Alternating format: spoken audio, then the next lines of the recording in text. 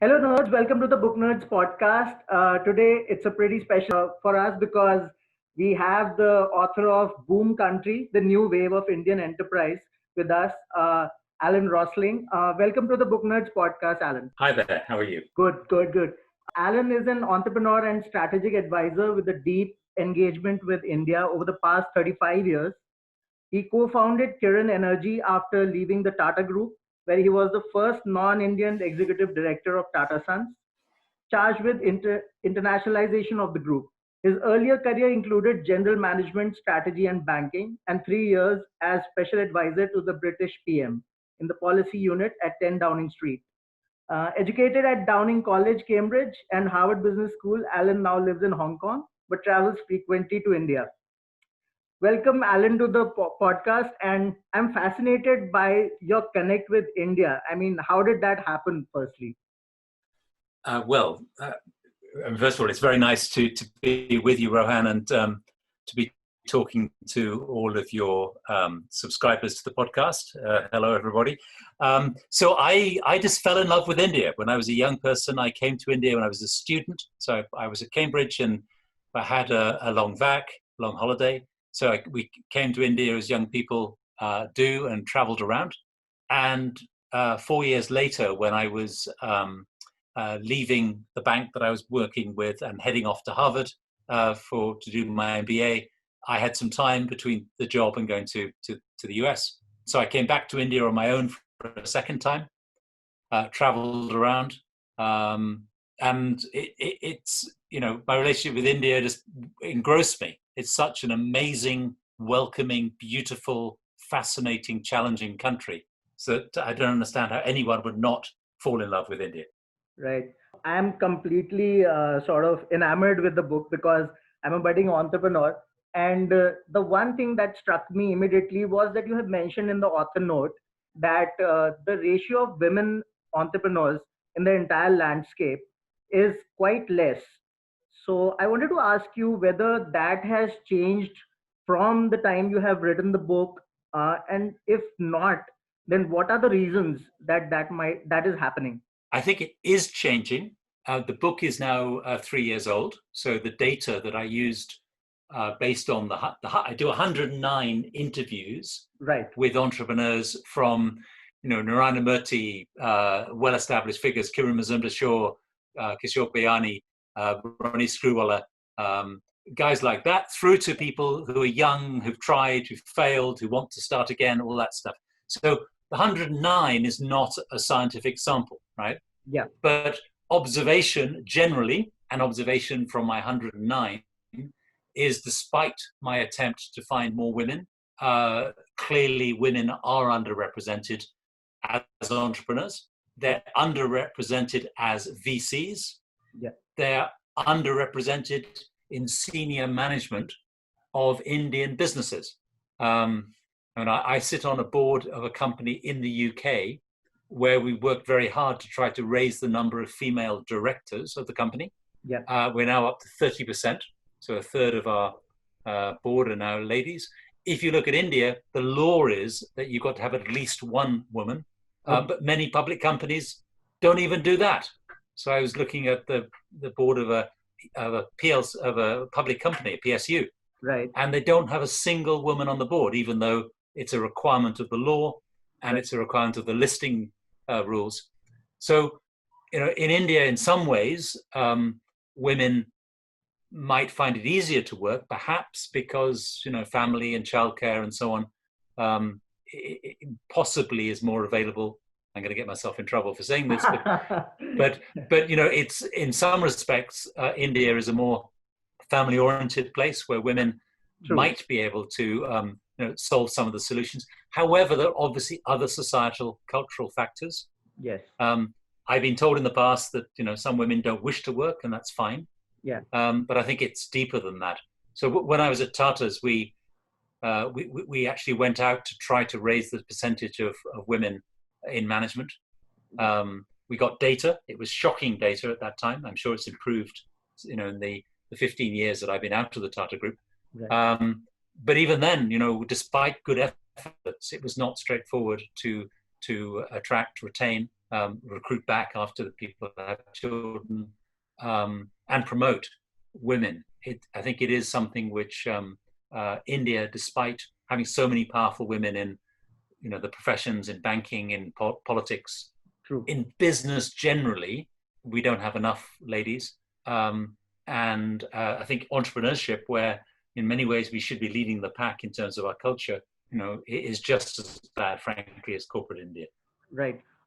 You mentioned the Tata Group, and I, in a part of the book, you have mentioned that you were making a presentation and you expected a sort of response, which was which you might be expecting in a corporate structure. But Mr. Tata, you have said that you always used to do the right thing. So can you elaborate on that for our listeners?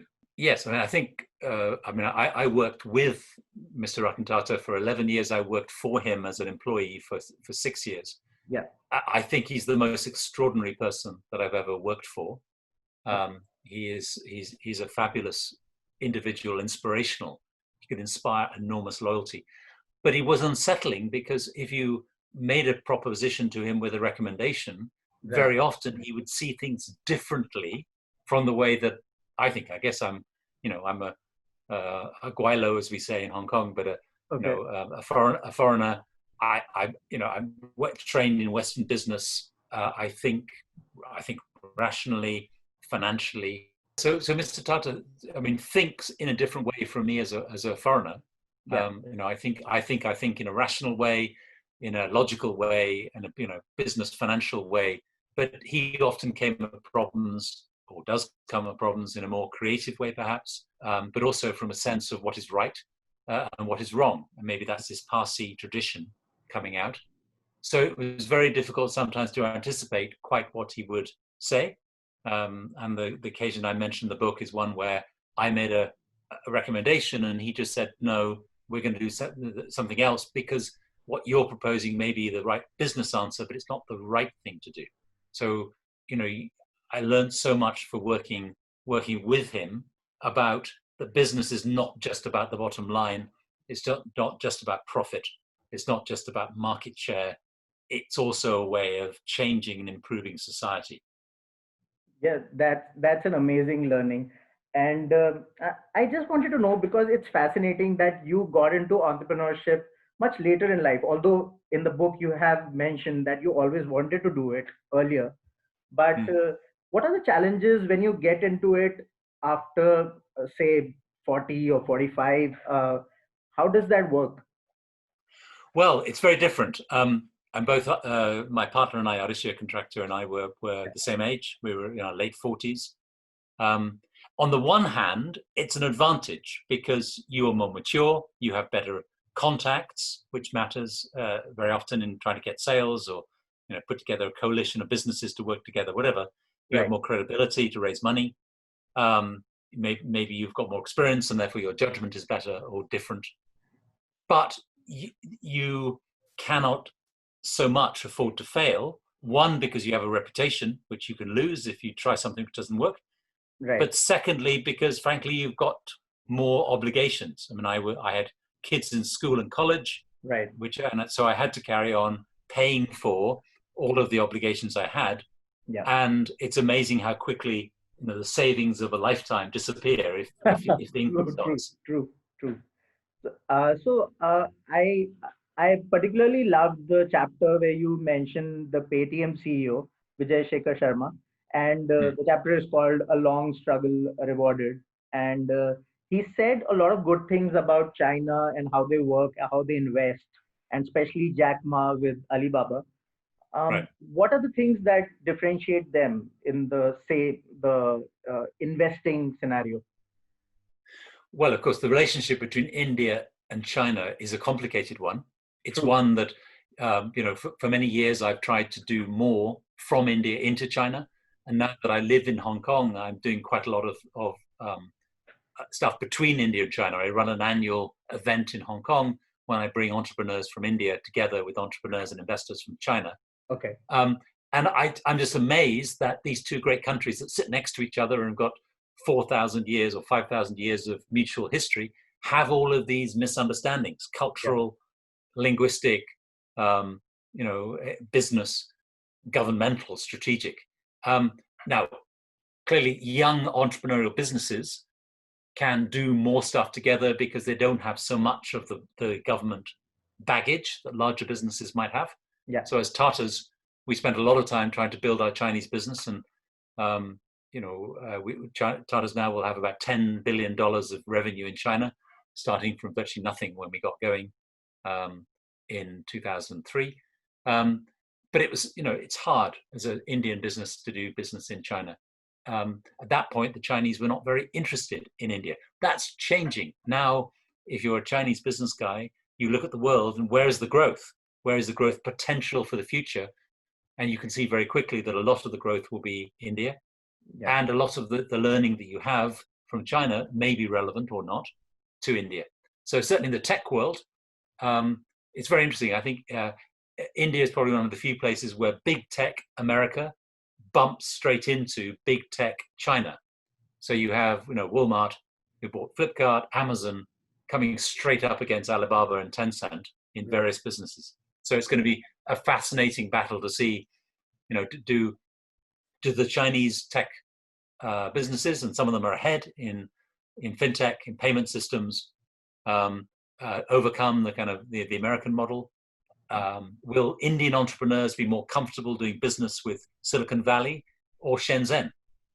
It's not clear which way the battle will pan out, and indeed whether there needs to be a battle or whether India can actually take the best of both. Right. Since it's the Booknerds podcast, the one chapter that really I loved it, and it was about Sanjoy Roy, who was so paranoid about getting investment that he kept refusing so many. And in fact, you have mentioned that the investor had to make a presentation to him. It was so hard. Tell us more about that part of the book. Okay, Sanjay is a fabulous guy. I mean, I hope most of your listeners, viewers know Sanjay and Teamworks. They've done an incredible job in promoting India to the world. I absolutely love the Jaipur Lit Fest. I try to go every year. True. And what they do to showcase the best of India to the world and the best of literature to India is superb. Yeah. So I think it shows that you could make a business out of things which aren't immediately obvious. I mean, how can you? Sanjay started his life in theatre production. He then early on got into TV advertisements and soaps and stuff at the beginning of the deregulation of Doordarshan and taking of third-party content onto the government television system. And from that, he turned it into this amazing business that now operates so many festivals across the world, have created so much intellectual property, and is creating so much employment and wealth in India among traditional, artists, artisans, writers, musicians. We have a program here in Hong Kong called India by the Bay, when Sanjoy and his team come and do a week of the best of India here in Hong Kong every year. Right. And they do the same in Sydney, in London, in New York. Absolutely incredible. Yeah. And that can be turned into a business. And that you can attract investment for. I have no idea whether the investor will make money. It's very hard to make these judgments. Right. But it's fabulous to see investors backing that type of venture that is doing so much good for India. True. I mean, it's astonishing. I mean, nobody thought that arts could, have results like that. It's fascinating. And of late, I wanted to talk to you about the current scenario a little bit. In fact, for the past, say, 2 or 3 years, Byju's has been doing so well, and they have attracted a lot of investments. And it's quite unprecedented because a very simple sort of organization which has scaled so well. What's your opinion on that? And is the education sector what we're looking at? Could that be the new boom? Well, the need for education and the priority that parents put on education in India is clear. I mean, I have a couple of edtech businesses, not Byju's because it hadn't started when I did my interviews. Okay. But I've got a couple of other education, edtech businesses in my book. But What are I those, think Alan? May I know what are those? There's one called EduTel. Okay. Yeah. But the point is that whatever sector you look at in India, there's opportunity. I mean, it's quite extraordinary. Of course, the other one is Topper. Sorry, it's Topper. It's Zishan Hayat and Topper. Yeah. So, whether it be education, where there's a need, obviously, as India grows, more people want to be educated, parents want to pay, or healthcare, health tech. Every sector you look at, there's opportunity. And frankly, one of the businesses I love the most is Chai Point. I mean, I hope all of you guys drink Chai Point's product, because it's so simple. I mean, every Indian can make tea, right? But how do you turn tea into a tech business, which will get VC and create value and do something different? And eventually, I hope Amalik and his team will take Chai Point overseas. So I think that the message is that the sector matters less than the business idea and the team. True. If you think it through, you can create value in many. Okay. I guess, as you know, one of my frustrations is that the investors tend to be herd animals and tend to back things which are fashionable and where they can see the upside easier. I completely. I was about to ask you about innovation, and that would be my follow-up question, because a lot of these companies are just copycats, right? I don't want to use the word though, but no, there's nothing wrong with copying, right? As long as you do it legally. Yes. All innovation stands on the shoulders of some other innovator. All scientists take the work of previous scientists and tweak it or improve it or have an insight beyond it. Right. So nothing wrong with that. I think my frustration, I mean, coming out of the book, there's several frustrations about the scene in India. One is around the investors that I was touching on, the type of businesses that so many of the investors back. So I'm on the board of a biotech company from India. We've had to take it to the US in order to raise the additional capital, because Indian investors don't have the depth to make technical judgments of the risk of a molecule, of new science. So even though all the work was done in India, the benefit will happen offshore. But these molecules take time, right? I mean, there's a lot of research. I mean, I'm sure that one molecule takes like 20 years of research, perhaps. Well, no, not necessarily. It depends how, particularly with modern technology, you can do things much faster than you did in the 1920s and 30s when there were men in white coats. AI can be applied to drug development, right? So India, with its tech and its low cost and its people, its skills, its doctors, is an amazing place to do biotech work. But we don't have the ecosystem. We don't have the investors. We don't have the universities. So if investors is one of my frustrations, a second frustration is the role of universities in the ecosystem. Because I think it's one of the key differences, I think, still, despite changes and improvements, that too few academics in India are interested in business. Too few of Indian businesses spin out of our research universities. Too few of our VCs have connections into the university science base. And if you look at Harvard or the Valley or Cambridge, or Boston, it tends to be great research university clusters, creating spin-outs with VCs who have knowledge of that sector, being the basis of a lot of innovation. Now, I'm not saying that innovation is purely men in white coats and fundamental science. It's not. I get criticized in the book by one of the prominent VCs who tells me, Alan, you don't understand innovation because you think it's all about fundamental scientific breakthrough. I don't. I'm a business guy, and I know that innovation, the business model, like Chai Point, innovation of taking an idea to India and doing it differently for the Indian environment, adding masala, as we say, taking McDonald's and making it vegetarian for India. Those things are innovation just as much. But we also need fundamental innovation. So I criticize a little bit one of the early entrepreneurs who was very successful and sold out very successfully, made $1 billion for himself, because he said, my great innovation was cash on delivery, and I said, well, Amazon can copy that. So you've got to have you've either got to be constantly innovating, or you've got to be innovating things which are difficult to copy. Right.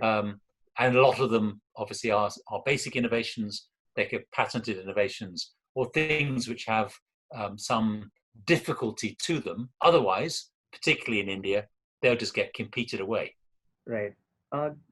Would that be also connected to the school system, because we are quite obsessed with percentages and marks and so much. So innovation doesn't get encouraged really at high school level. Right. Well, having been shot by all the ladies for my views on why, I'm going to say something also which people may not agree with. So my kids went to Indian schools for a number of years, and I was shocked by exactly what you described. They were being taught to repeat what teacher said. They were taught being repeated what the book said, even when it was wrong. Right? I was so upset with a kid who was losing marks because he was saying something that was correct, but the teacher said, no, the book has something else. So I think there is something there's something very strong in the Indian education system, obviously the strength of science and STEMs and math and so on. But you do well in the Indian system if you can do tests, and tests is too often repeating what you've been taught. It often seems to me that it takes time with the Indian team, or if you take a young Indian, you take them to the US, for them to gain the confidence to express views that obviously they have, but they don't want to say, because in Indian culture, respect for the elders, respect for the leader, respect for what you've been taught is so high. True. So I think somehow in our innovation culture, we need a bit more challenge. Right. Sometimes in our corporate culture, we need people who can stand up and say, Mr. Tata, Mr. Godrej, I don't agree with you, and here's the reason. What about doing this? But obviously that's very hard in Indian culture, where respect, it's a very attractive feature. It's obviously very attractive to respect tradition, but also if tradition is wrong or things can be done better, why not? Yes, I suppose it's in our DNA. I don't know. I wanted to ask you about some of your favorite reads. Do you get time to read, first of all, because you are a busy guy, but what are your influences?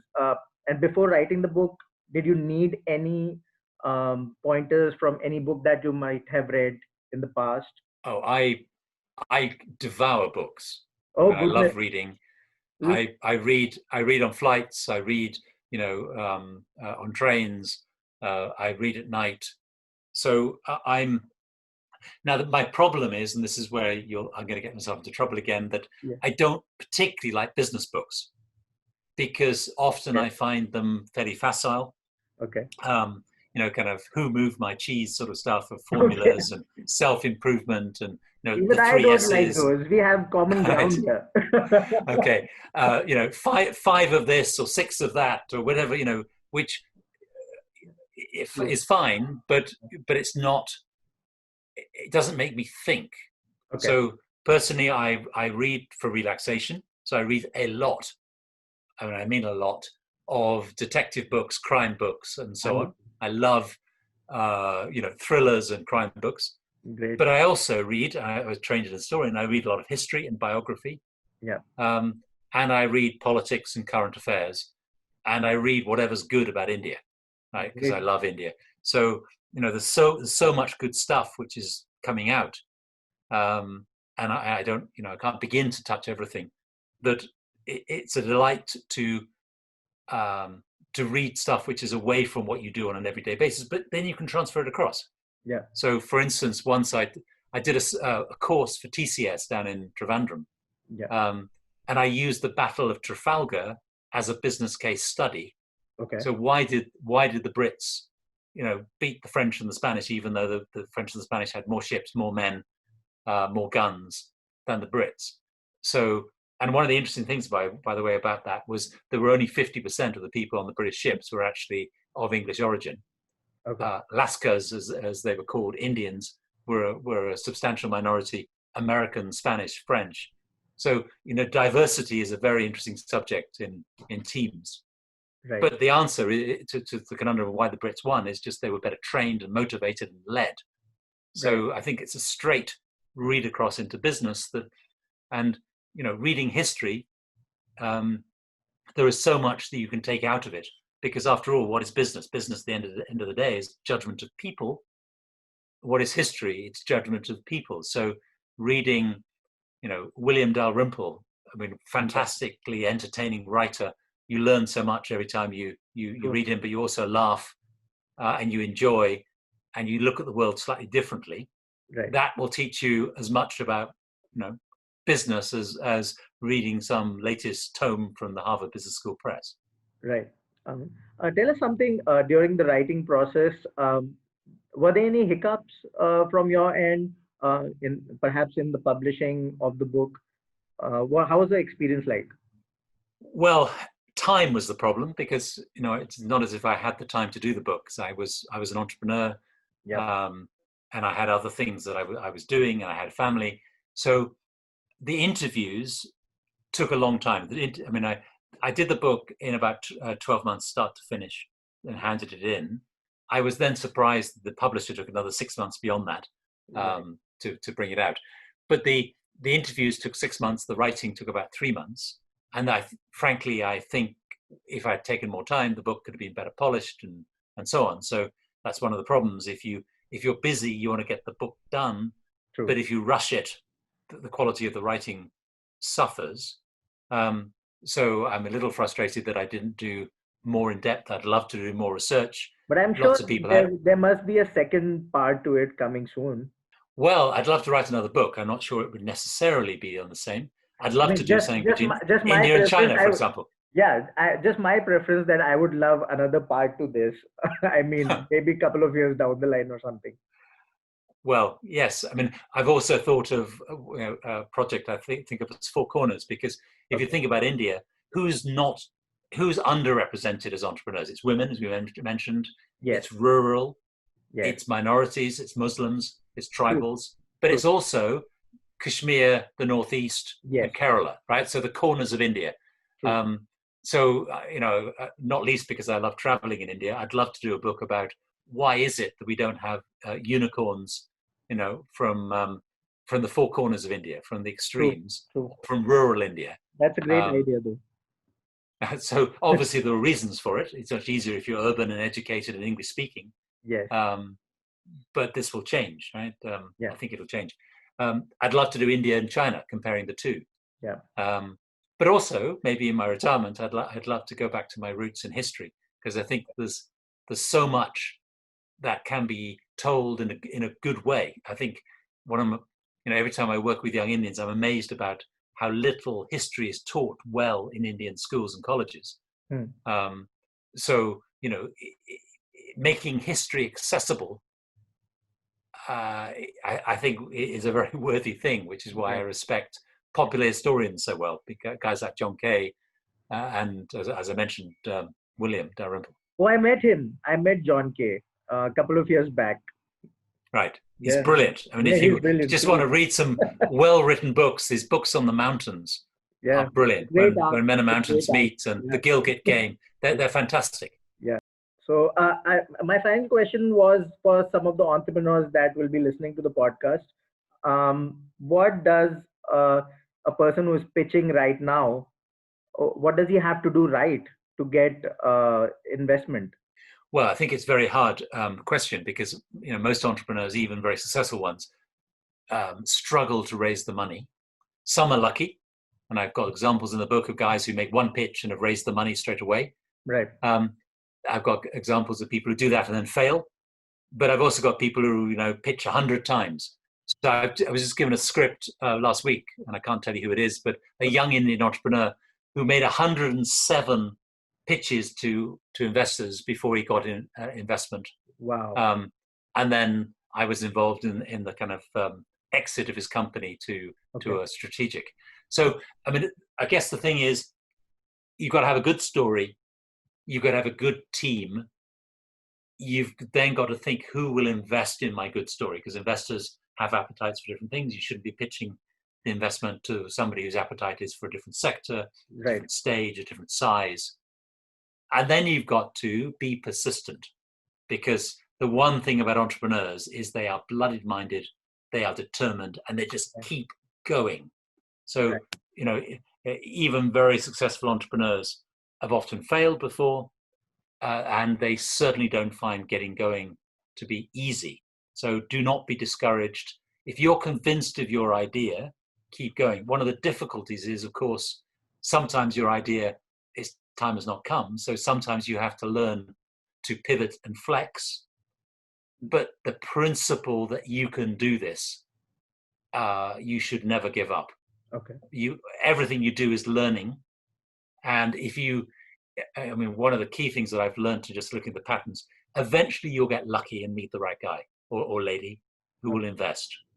So work hard, have a great idea, tell the story well, practice the story, think about the Q&A, have numbers which make sense, be realistic, but just keep telling your story and you will find someone who believes you.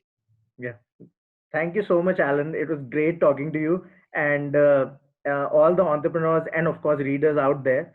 I'm sure they'll enjoy the podcast and learn a lot from it. Thank you so much for taking out time, and we are hoping to for another book from you perhaps very soon, and we'll have you again on the podcast. Thank you so much. I'd love to, and I'd love to come to Dehradun. That's one city I've only been to the airport. I've never been to Dehradun proper. You'll love it. In fact, Mussoorie is the hub of all writers. I mean, the best are here. So it's quite nearby. I look forward to it. Sure. Thank you so much, Alan. Thank you so much. Thank you so much, Ron. Bye.